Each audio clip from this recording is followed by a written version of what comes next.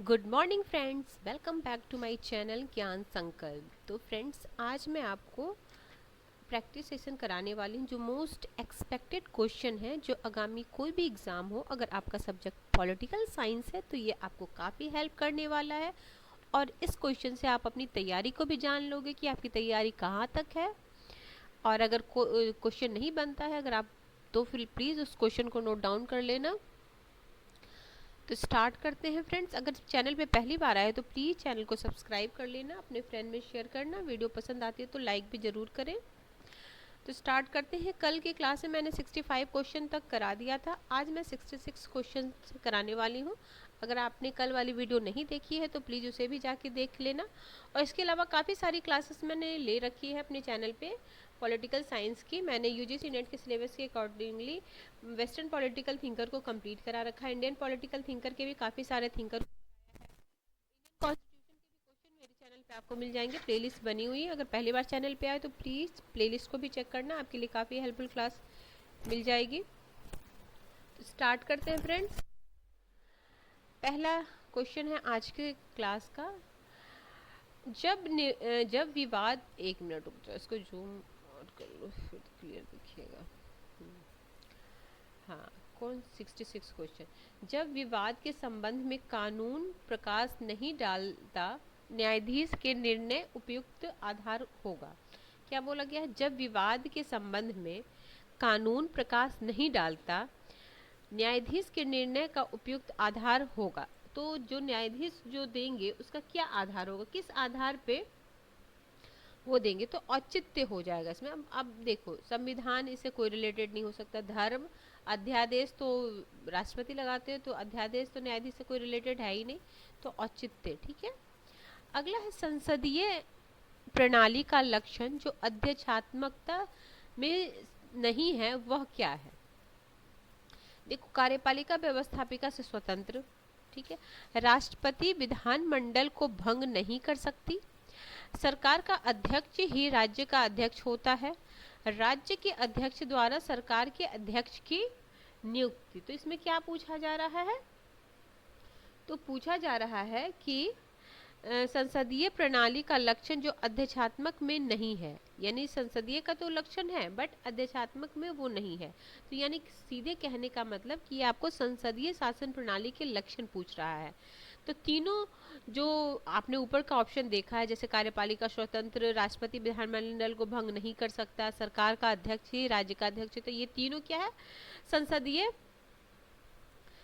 अध्यक्षात्मक शासन का है। ठीक है। और राज्य के अध्यक्ष या सरकार के अध्यक्ष की नियुक्ति ये संसदीय शासन का है, तो ये संसदीय शासन का गुण है, ऑप्शन नंबर डी। ठीक है। क्वेश्चन को बस ऐसे घुमा। अगला है क्वेश्चन नंबर 68। संसदीय व्यवस्था के व्यवहार में कमजोर सत्ता और निर्बल नेतृत्व वाले प्रधानमंत्री को जन्म देने वाले कारक हैं। ऑप्शन ए है संसद की सर्वोच्चता, खंडमय दल व्यवस्था, राष्ट्रपति की शक्तियां, न्यायिक पुनर्विलोकन। तो इसका आंसर हो जाएगा न्यायिक नहीं, इसका आंसर हो जाएगा वो खंडमय दल व्यवस्था। एक मिनट फिर से मैं पढ़ती हूँ, रुको। संसदीय व्यवस्था के व्यवहार में कमजोर सत्ता और निर्बल नेतृत्व वाले प्रधानमंत्री को जन्म कौन देता है? सही बात है, दलीय खंडमय दल टूट जाते हैं, उसी को खंडमय दल व्यवस्था। ठीक है। Option number B is the right answer. Next question है, भारत में केंद्रीयवाद को जन्म देने वाला कारक जो राजनीतिक तो है किंतु संवैधानिक नहीं है, क्या है? भारत में केंद्रवाद को जन्म देने वाला कारक जो राजनीतिक तो है बट संवैधानिक नहीं है, वो कौन सा है? तो इसका आंसर पहला है एक दलीय प्रभुत्व व्यवस्था, इकहरी नागरिकता, एकीकृत न्याय व्यवस्था और राष्ट्रपति द्वारा राज्यपाल की नियुक्ति। तो ये तीनों हमारे क्या संविधान में दिया हो गया। हमारे इकहरी नागरिकता भी है, एकीकृत न्यायपालिका की, सर्वोच्च न्यायालय सबसे ऊपर है, हमारे यहाँ क्या न्याय व्यवस्था क्या है, ऐसा है ना। सॉरी, ट्रायंगल बनाना था मुझे। देखो यहाँ पे निचले स्तर पे जिला स्तर पे, फिर राज्य स्तर पे उच्च न्यायालय, फिर सबसे ऊपर हमारा सर्वोच्च न्यायालय, इससे ऊपर कुछ नहीं है। तो एकीकृत न्याय व्यवस्था है, लेकिन एक दलीय प्रभुत्व ऐसी कुछ हमारे उसमें नहीं दिया होगा, संवैधानिक नहीं है ये। अगला ग्रेलविन ऑस्टिन का निष्कर्ष है कि भारत में जो संघवाद का प्रतिमान है वो क्या है। तो उन्होंने किस तरह के केंद्रीकृत संघवाद दी है, सौदेबाजी संघवाद दिया, एकात्मक संघवाद दिया है, तो सहकारी संघवाद।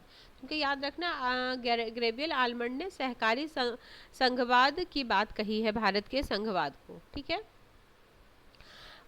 राज्य में उच्च न्यायालय के न्यायाधीशों की नियुक्ति किसके द्वारा की जाती है। राज्य में जो उच्च न्यायालय की नियुक्ति किसके द्वारा की जाती है, बिल्कुल ध्यान रखना, एग्जाम में कभी आप राज्यपाल न कर दो, राष्ट्रपति ही करता है इसका। ठीक है, option number B. Next question है, राजनीतिक दल का लोकसभा में पूर्ण बहुमत है, इसका तात्पर्य है। राजनीतिक दल का लोकसभा में पूर्ण बहुमत का क्या है, सदस्य संख्या 50% से अधिक, सदस्य संख्या में बहुमत, हरमत क्या है, एकमत समर्थन, एकमत समर्थन, 50% सदस्य संख्या। तो इसका आंसर हो जाएगा आपका सदस्य संख्याओं में बहुमत। हमें जिसको बहुमत मिलता है उसी को मिलता है, तो सदस्य संख्या में बहुमत। Option number B is the right answer. अगला है, भारतीय संसद जिनके गठित होता है, तो भारतीय संसद किनको किनको लेके गठित होता है, भारतीय संसद के मतलब में क्या है, क्या क्या है मिलके जो संसद बनाता है। तो इसमें है राष्ट्रपति, लोकसभा, राज्यसभा, तीनों मिलके संसद बनता है। क्यों, देखो कोई भी विधेयक जो है दोनों में पास होता, फिर राष्ट्रपति की सहमति हो तो जाके वो विधेयक पास होता है, तो वो कानून बनता है। ठीक है, नेक्स्ट क्वेश्चन है आपका 74, एक मिनट।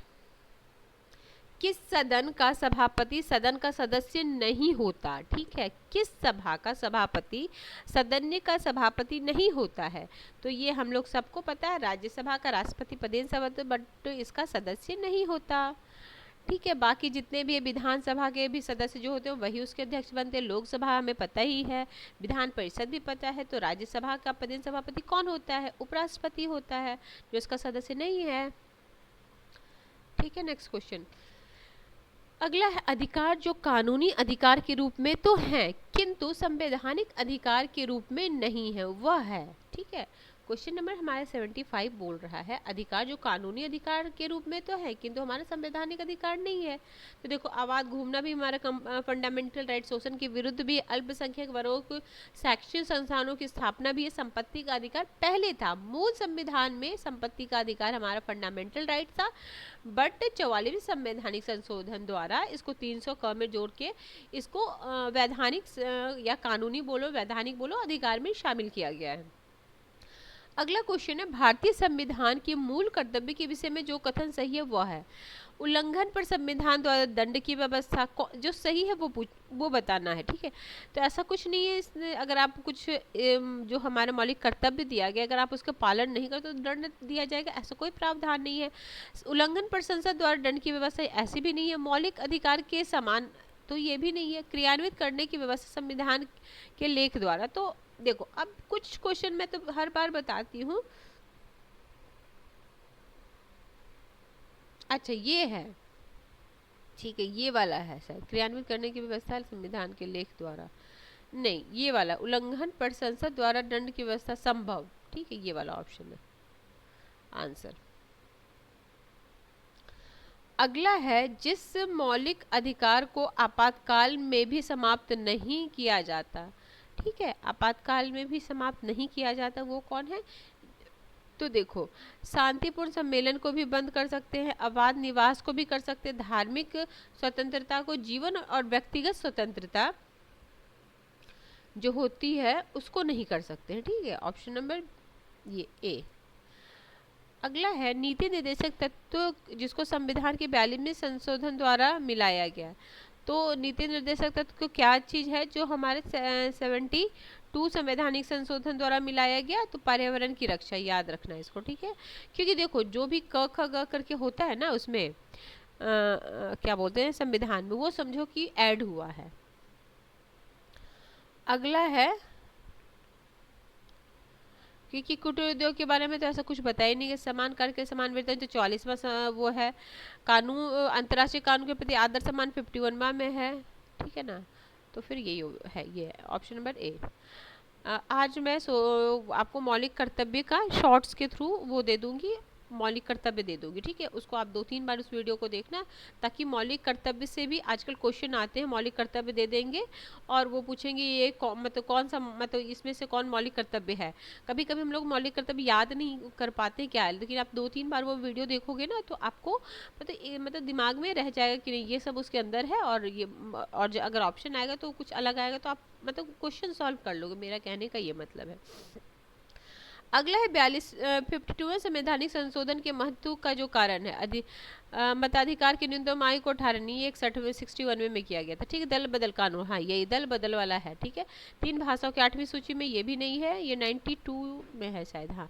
अरुणाचल प्रदेश भारत संघ में सब ये भी नहीं है, दल बदल 52 है, ठीक है। संवैधानिक संशोधन अनुपातिक प्रतिनिधित्व प्रणाली के प्रयोग जिनके निर्वाचन के लिए किया जाता है वे है राष्ट्रपति तथा प्रधानमंत्री, लोकसभा तथा राज्यसभा, राष्ट्रपति तथा संसद, राष्ट्रपति, उपराष्ट्रपति और राज्यसभा।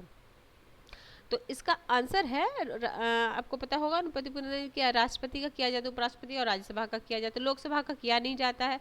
अब संसद पूछ रहा है तो संसद में तो लोकसभा भी आ जाएगा, ठीक है। तो नहीं होगा, जिसमें लोकसभा हो गया, प्रधानमंत्री भी लोकसभा के थ्रू होगा तो ठीक है। उसमें तो हमें प्रत्यक्ष हम जाते हैं चुनाव करने। अब इसमें राष्ट्रपति के चुनाव में आप जाते हो, नहीं जाते हो ना। उपराष्ट्रपति के चुनाव में जाते हो, नहीं जाते हो।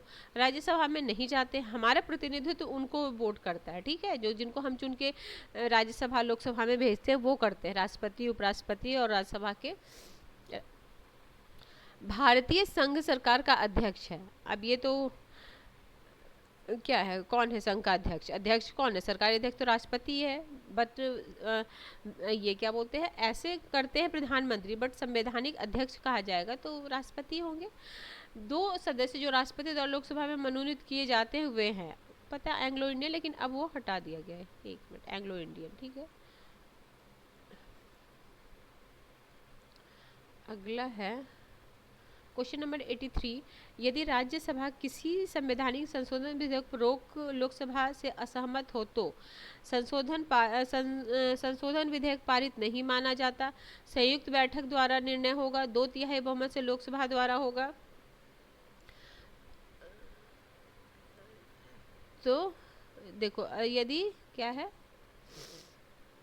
यदि राज्यसभा किसी संशोधन विधेयक पर रोक लोकसभा से असहमत हो तो संशोधन विधेयक पारित नहीं माना जाएगा। हाँ, तो पारित नहीं माना जाएगा, फिर ऐसा नहीं होगा तो पारित नहीं माना जाएगा।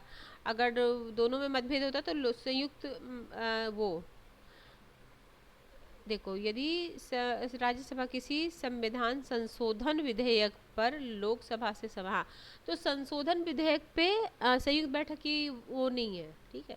तो संशोधन विधेयक पारित नहीं माना जाएगा, ये भी ध्यान रखना। जो संशोधन विधेयक होता है, संविधान में जो संशोधन विधेयक होता है, उस पर संयुक्त बैठक का निर्णय नहीं लिया जाता है, ठीक है। साधारण विधेयक जो भी होता है, अगर उसमें असहमति हो तो संयुक्त अधिवेशन का प्रावधान है। वो भी संयुक्त अधिवेशन का प्रावधान किस आर्टिकल में है? तो 108 आर्टिकल में है। उसका अध्यक्ष कौन करता है? तो लोकसभा अध्यक्ष करते हैं। अगला, केशवानंद भारती के विवाद में सर्वोच्च न्यायालय ने जो निर्णय दिया था वह है, देखो ये निर्णय भी काफ़ी, जो इतने भी मुख्य विवाद है लोकसभा राज्यसभा के, वो काफ़ी सारे एग्जामों में आते हैं, ठीक है। तो एक दिन मैं उसकी भी क्लास लेके आऊँगी, आपको काफ़ी हेल्प करेगा वो भी क्लास। संसद संविधान के मूल ढांचे को संशोधित नहीं कर सकता, ये बोला गया था, ठीक है। देखो, इससे पहले बेरूबारी आया था, तो बेरूबारी 1960 में आया था, तो वो बोला था प्रस्तावना संविधान का भाग नहीं है। ऐसे कुछ जो मेन है ना, वो मैं आपको या तो शॉर्ट्स के थ्रू दे दूंगी, या तो मैं उसकी क्लास ही लेके आऊँगी, तो ज़्यादा बेटर रहेगा। अगला है, निम्नलिखित में से किसका अर्थ है आपका प्राधिकार क्या है? ठीक है, ये तो मैंने कितनी बार करा दिया। अधिकार परीक्षा, आपका अधिकार परीक्षा, ठीक है। राज्य लोकसभा के अधिकतम सदस्य निर्वाचित करता है, तो जो लोकसभा के अधिकतम सदस्य कहाँ है? जहाँ ये लोकसभा उत्तर प्रदेश है सबसे ज़्यादा संख्या। अब इसको भी आपको ना याद रखना पड़ेगा, अब ये भी पूछ लेता है एग्जाम में कि कालक्रमानुसार सजाइए। स्टेट दे देगा, उसमें लोकसभा सदस्यों की संख्या स्टेट देगा, राज्यसभा के सदस्यों की संख्या स्टेट देगा, विधानसभा के सदस्यों की संख्या। तो जैसे मेन जो है और जिसमें बहुत कम है उनका ध्यान रखना, क्योंकि कम वाला भी पूछा जाता है। यह निर्णय किसके द्वारा किया जाता है कि विधेयक वित्त विधेयक। अच्छा, आप लोग में से जो मेरे वीडियो देख रहे हैं उसमें से कौन कौन यूजीसी नेट दे रहे हो वो प्लीज़ कमेंट करना। तो मैं सोच रही हूँ ये तो मैं प्रैक्टिस करा रही हूँ, साथ में मैं प्रीवियस ईयर भी आपको हर दिन एक एक करा दूँ। अगर दे रहे हो आप मेरे व्यूवर्स तो मैं ज़रूर करा दूँगी, अगर नहीं स्टूडेंट उतने हैं तो फिर मैंने, क्योंकि मैं जब वीडियो डाल रही हूँ तो उसमें ज़्यादा व्यूज़ नहीं आ रहे हैं, तो मुझे लग रहा है कि जो मेरे देखने वाले व्यूवर्स हैं उसमें से ज़्यादातर यूजीसी नेट नहीं दे रहे। अगर आप देख रहे हो, अगर दे रहे हो तो प्लीज़ बता देना, तो मैं हो सकता है मतलब हर दिन एक तो वीडियो डालूँ ही आपको एक एक साल का, तो 3-4 साल का तो आराम से हो जाएगा। ऑलरेडी मेरे चैनल पे है, बट और मैं लेके आऊँगी। अगर आप लोग कोई हैं जो देने वाले हैं तो प्लीज़ कमेंट करना। 87 हो गया। 87 का क्या है, निर्णय किसके द्वारा किया जाता है कि विधेयक वित्त विधेयक है। ठीक है, किसके द्वारा किया जाता है, तो बी, लोकसभा अध्यक्ष के द्वारा। राष्ट्रपति द्वारा जारी अध्यादेश किस अवधि तक मान्य होता है।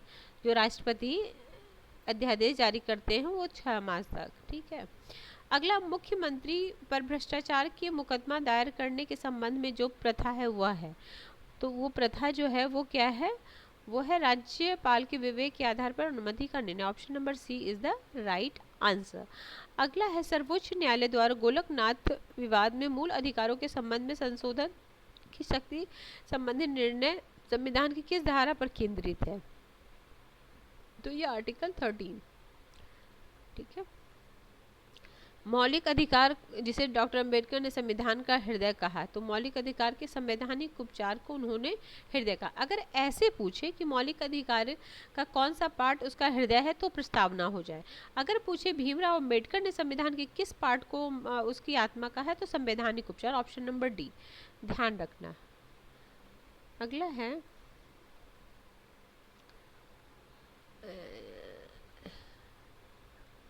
ये क्या है क्वेश्चन, हाँ, अध्ययन समिति ने राज्य मंडार समिति की सिफारिश पर विचार किया और सुझाव दिया। तो क्या सुझाव दिया था, तो सुझाव दिया था अंतर्राज्यीय परिषद की स्थापना, राजमंडार। अगला है, केंद्र राज्य संबंधों पर सरकारी आयोग की सिफारिश। ठीक है, तो केंद्र और राज्य के लिए जो सरकारी आयोग की सिफारिश थी, योजना आयोग को स्वायत्त संस्था बना देना। Option number B is the right answer. अगला है, 10वें वित्त आयोग का संबंध किससे है, तो 10वें वित्त आयोग का संबंध, देखो जिस समय ये क्वेश्चन बनाया गया उस समय 10वें वित्त आयोग अभी तो इसका है, अभी ये तो ना उतना जरूरी नहीं है, पहले का क्वेश्चन है। अगला क्वेश्चन है, भारत पाकिस्तान युद्ध 1965 के समय संयुक्त राष्ट्र ने जिस महासचिव की भूमिका सराहनीय रही, तो उस समय कौन थे। अब इनके जो है ना यूथ थॉन्ट थे, इनके भी आप जितने भी हैं महासभा के महासचिव उनको भी याद रखिए। देखो हर दिन क्या करो ना, जो चीज़ क्रोनोलॉजिकल बेस में आता है, जिन चीज़ के ऐसे होते हैं तो उसको आप ऐसा टारगेट बनाओ कि हर दिन एक एक दो दो चीज़ मुझे ऐसे लर्न करनी है। देखो ये सबको क्या है, सबको रटना ही है। कुछ चीज़ें जो हमें समझना है, कुछ पार्ट होता है जो रटना है, तो रटने वाले पार्ट को ऐसा आप अपने स्टडी प्लान को बनाओ कि एक दो चीज़ आपको रटने वाला करना है कि आज जैसे ये कर दिया। अगर आप जैसे अगर पॉलिटिकल साइंस है, किसी दिन मैं राष्ट्रपति के सारे आर्टिकल को कर लिया, किसी दिन मतलब ऐसे करके करोगे ना तो फिर आपको ना एग्ज़ाम के टाइम में बस आप रिवीजन करोगे। और अगर नहीं भी करोगे, आपने इतने अच्छे से किया रहेगा ना, तो जो पुराने पहले की जो पढ़ी होती है वो भी आपको अच्छे से एग्ज़ाम में कम से कम आंसर कर ही दोगे, क्योंकि ऑब्जेक्टिव फॉर्म में क्वेश्चन रहता है हमारा, तो ध्यान मतलब हो जाता है।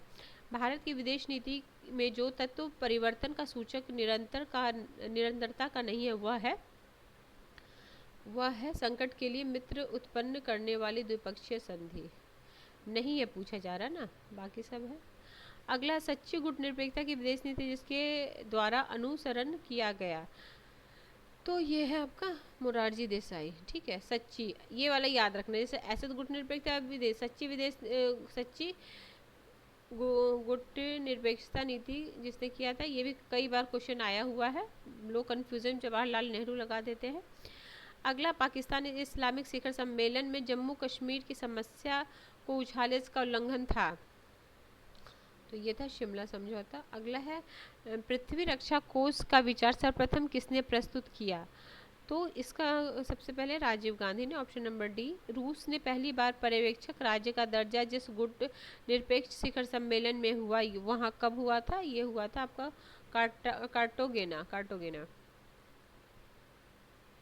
तो ठीक है फ्रेंड्स, आज मैंने 100 क्वेश्चन जो इस पीडीएफ में था वो करा दिया है। नेक्स्ट क्लास में मैं और भी अच्छे क्वेश्चन लेके आऊँगी। अगर आपको किसी वजह से ये चैनल हेल्प कर रहा है प्रिपरेशन में, तो प्लीज़ फ्रेंड्स सब्सक्राइब कर लेना और अपने फ्रेंड में भी शेयर करना, ताकि ज़्यादा से ज़्यादा लोग मेरे से जुड़े, तो मुझे भी मोटिवेशन मिलेगा। तो मिलते हैं हम नेक्स्ट वीडियो में। अगर पसंद आ रहा है तो लाइक भी ज़रूर करें।